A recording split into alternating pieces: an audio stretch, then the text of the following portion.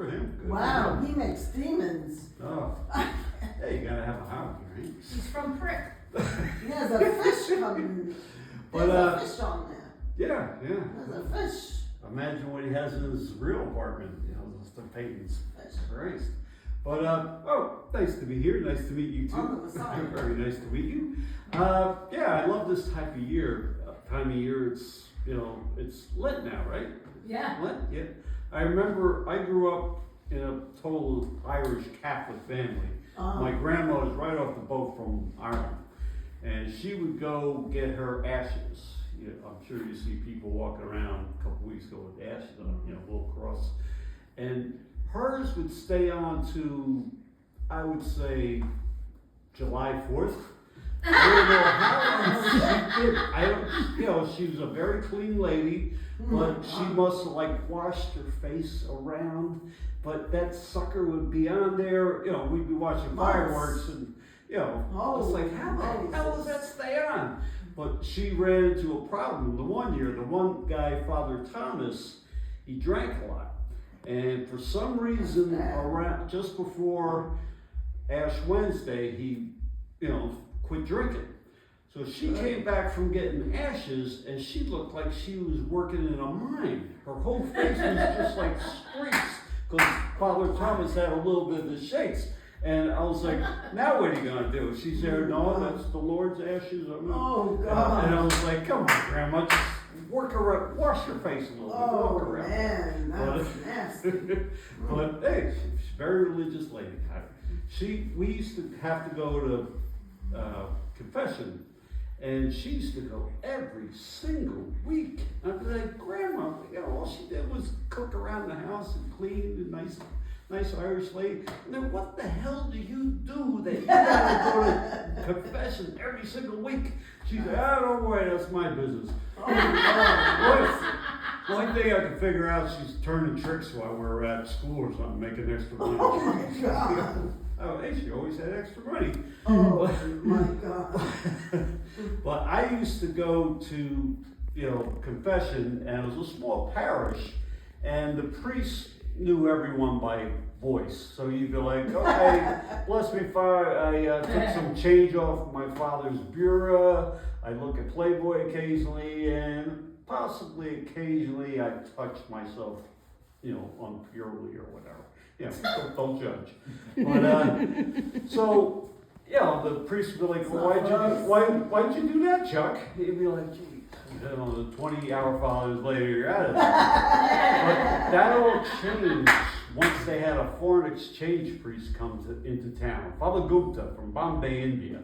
Nicest guy you ever want to know, didn't quite grasp the English language that good. So if you went back in to see him, you can embellish a little bit and, get away with murder. So you could go in and say, bless me, Father, I've sinned. I pilfered some currency from my male parental unit. I occasionally look at a monthly publication of bodacious set of tatas. And I occasionally entertain myself by spanking the monkey.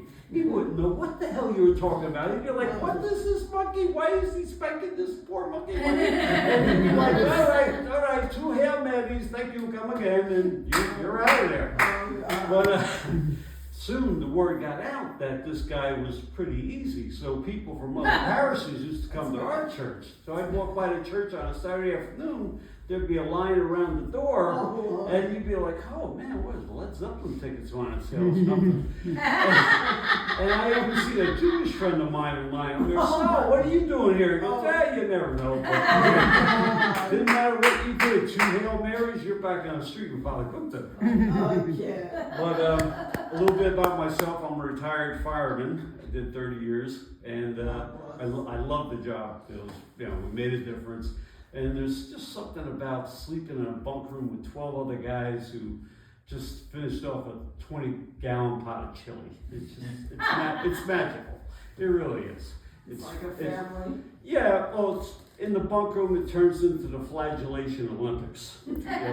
For those who know, flagellation is farting with a college degree. And the one thing I noticed, women don't like anything about farting. They think it's disgusting, It terrible, is terrible. disgusting. It is. But it's guys, they think it's the funniest thing, and I'm in my 60s now, and I still think it's one of God's gifts to us. It's the funniest thing, So we're driving home from dinner, me and my wife, a couple weeks ago, and I'm driving, and she lets one rip. And she's not into the fart brigade, so she lets one, and her thing of ripping is a little dainty, delicate little like that, and she starts laughing her ass off like, oh, I got you. And while I'm driving there, I'm there, honey. We just left El Guapo's all-you-can-eat Mexican buffet, and I was there for 2 hours. My stomach is rumbling like Mount St. Helena. It's about to go through me like a Japanese bullet train. And you want to throw the gauntlet down, do you? And all of a sudden she started thinking about, oh my God, what did I just do? And I'm there, hey, you're feeling froggy? Come on, we just jumped. And she starts rolling the window down. Oh no, you're good, you're the king. And I was like, okay.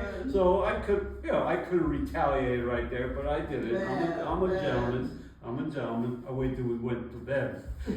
That's worse. Bikers call that foreplay. But one thing, Mary mentioned Irish cuisine. Oh, the cabins. Now that I'm semi-retired, I try and do a little more stuff around the house, like cooking. And well, let's face it, we Irish, we're not known for our succulent cuisine, are we? I mean, you go around Manhattan, there's 5- and 4-star restaurants all over the place. No Irish places. No. In this country, we got great chefs. We got Rachel Ray, Emerald, Wolfgang Puck. No Irish guys. There's a reason for that. True. We're bombed half the time. We can't remember no recipe. I mean, right this second, I can't remember where I parked my car. The one thing we have mastered in the kitchen, and we're very proud of, that is the art of the boil. We will boil the living shit out of anything. We will boil ham, a filet mignon, we'll boil it, turkey, we'll boil it. And it doesn't matter if you boil it for 5 minutes or 5 hours. It comes out tasting exactly the same, like crap. But when I was going to Catholic school, we were taught by nuns. Yeah. Wait a minute, that drives me to drink thinking about them. They were Mino ladies who dressed like penguins who like to beat the crap out of kids. So you did whatever you could to get out of class. So what I did, I joined the altar boys, because if there was a funeral during the week, you could get out of class, no questions asked. Like the nun would be like, all right, class, on Friday morning, we will have a major math test. You'd be like, yo, no, sister, not me. I got that Piscatelli funeral at 9. Oh, yeah, okay, Chuck, you go. You do the Lord's work, okay. And, that's the way it was every week. But kids my age back then, they would get the Sunday paper and they'd look immediately at the comics or the sport page. Not me, man. I go right to that obituary. I'd be searching. Donnelly, Wednesday, 10 o'clock. Yes, all right. And occasionally there'd be a triple homicide. You're like, yes, a trifecta, baby. No reading, writing, or arithmetic that day.